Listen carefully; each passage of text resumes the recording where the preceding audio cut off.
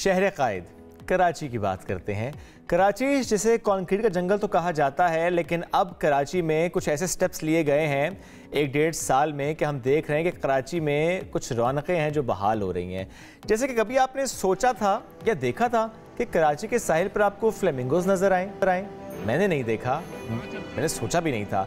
लेकिन जब ऐसी कोई वीडियो सामने आती है कि कराची में किसी जगह पर फ्लेमिंगोज हों तो वहाँ पर ज़ाहिर है ये देखकर बड़ा एंजॉय हम करते हैं। अब ऐसे में बात हम करेंगे आज अर्बन फॉरेस्ट की। कैसे कराची के बीचों बीच ऐसे आर्टिफिशियल स्टेप्स लेने पड़े जो कि नागुज़ीर थे, लिए गए, और फिर वो परिंदे जो रूठ गए थे, वो स्पीशीज़ जो कराची से रूठ गई थी, अब वो वापस वहाँ पर आती हैं। इस वक्त स्क्रीन पर हम आपको दिखा भी रहे हैं।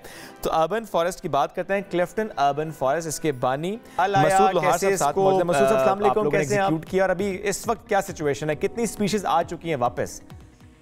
मसूद साहब आवाज आ रही है आपको? देखें इस वक्त 140 स्पीशीज जो है रिकॉर्ड हो चुकी हैं यहाँ पे। विजुअल भी दिखा रहे थे नाज़रीन को, और ज़ाहिर है हम 1-1.5 साल से देख रहे हैं कि जब मैंग्रोव्स के जंगलात में इजाफा किया गया, अर्बन फॉरेस्ट की तरफ कदम बढ़ाए गए, मसनूई झील कायम की गई, उसके बाद हमने देखा कि वाइल्ड लाइफ फोटोग्राफर्स ने बहुत जबरदस्त विजुअल्स कैप्चर किए हैं।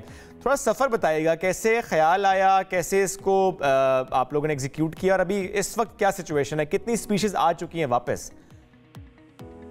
देखें इस वक्त 140 बर्ड स्पीशीज जो है रिकॉर्ड हो चुकी हैं यहाँ पे, और उसमें सबसे बड़ी खुशाइंद बात यह है कि साइबेरियन डक्स जो हैं, अच्छा, 8 किस्म की वो यहाँ रिकॉर्ड हुई हैं, व्हिच इज वेरी अनयूजुअल कि कराची जैसे शहर में, क्लिफ्टन में माइग्रेटरी डक्स जो हैं वो भी मुर्गाबियां भी आने लगे। और बाकी ये एक इस तरह का प्रोजेक्ट है कि इसने साबित कर दिया है कि शहर के अंदर भी बायोडाइवर्सिटी को रीजनरेट किया जा सकता है। जी बिल्कुल, इसको बनाया जा सकता है अगर इसका ख्याल रखा जा सके। अब किस तरह से लोगों की तरफ से कैसा रिस्पांस आपको मिल रहा है? कोई आपको सपोर्ट मिल रही है लोगों की तरफ से या हुकूमत की जानिब से? देखें लोग, स्कूल के बच्चे और यूनिवर्सिटी के स्कॉलर्स, स्टूडेंट्स, वो तो यहाँ बहुत रेगुलरली आते हैं, और बर्ड वॉचर्स आते हैं, और बर्ड वाइल्ड लाइफ फोटोग्राफर्स आते हैं।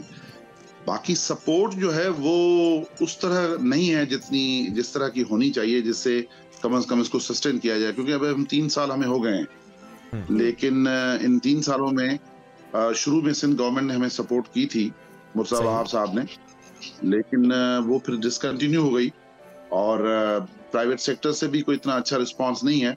अगर हो तो ये और ज्यादा बेहतर हो सकता है।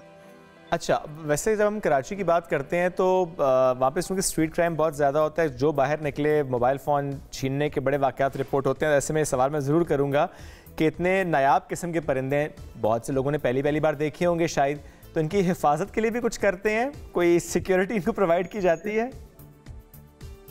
देखें सबसे ज़्यादा हैजर्ड जो है वो यहाँ पे उन लोगों का है जो या तो शिकार करने आते हैं या ट्रेप करने आते हैं परिंदों को। जैसे अच्छा, फ्लेमिंगो का एक जोड़ा जो है ना 1 लाख रुपए का जा रहा है, तो वो लोग आते हैं, इनको ट्रेप करने की कोशिश करते हैं। तो हमने फिर वॉचमैन वगैरह रखे हुए हैं, रेगुलर हमारी वॉच एंड वार्ड सिस्टम है, जिस तरह से हम मैनेज करते हैं। फिर इन्फ्लुएंशियल लोग आते हैं, प्रेशर डालते हैं, बहुत सारा न्यूसेंस है, लेकिन ये कि हम मैनेज कर रहे हैं। अच्छा, ये एक बड़ा इंपॉर्टेंट पॉइंट आपने रेज किया, इन्फ्लुएंशियल लोगों का आना। ये कितना बड़ा हर्डल है आपके इस प्रोजेक्ट के लिए कि ज़ाहिर है वो कभी किसी की कॉल करवा दी, कभी उन्हें रोकना मुश्किल हो जाए, वो सियासी वाबस्तगियां भी हो सकती हैं, तो ये कितना बड़ा चैलेंज है? देखें आप इससे अंदाजा करें कि 2 हफ्ते पहले हमारे ऊपर फायरिंग हुई, बाकायदा है, मतलब सीधी स्ट्रेट। अल्हम्दुलिल्लाह कोई जख्मी तो नहीं हुआ, FIR कटवा दी है, ये सब कुछ, लेकिन ये सब इन्फ्लुएंशियल लोग होते हैं। पाकिस्तान में मुसीबत ये है कि हर बंदा फने खान है, तो बस वो आते हैं। तो वो अब हमने 3 साल मेहनत करके इन परिंदों को जो कंफर्ट दिया है, उसी वजह से ये बैठे हुए हैं। अब अगर कोई बंदा वहां आके सरफरा बंदा कोई आके फायर भी कर दे, तो हमारी तो 3 सालों की मेहनत 1 मिनट में खराब हो जाती है। तो इस तरह की अजीब तरह के वाकयात होते हैं। मतलब पाकिस्तान में कोई काम करना आसान नहीं है, खासतौर पे कराची में। तो और ये काम पाकिस्तान के लिए ही कर रहे हैं, बिल्कुल काम पाकिस्तान के लिए हो रहा है, कोई हम अपने मुल्क के लिए कर रहे हैं ना, अपने मुल्क के लिए कर रहे हैं ना। लेकिन ये कि यहाँ लोगों का एक अजीब टेंडेंसी है कि नेचर या वाइल्ड लाइफ से तो जैसे लोगों का कोई ताल्लुक ही नहीं है। कंक्रीट चाहिए, बाकी चीजें चाहिए, लेकिन ये जो चीजें हैं जैसे बर्ड्स हैं, अब ये इस तरह के बर्ड जो स्पेशली जो माइग्रेटरी बर्ड्स हैं, उनको तो कंफर्ट चाहिए, कंफर्ट चाहिए। और ऐसे में क्या लोग पोल्यूट करने की भी कोशिश करते हैं, यहाँ पे आकर कचरा फेंकना, या जिस तरह आम हम पाकिस्तान के कराची की कैसे बात करें, वैसे भी लोगों के अंदर सिविक सेंस नहीं है इस मामले में अगर देखा जाए तो उनको भी क्या रोका जा रहा होता है?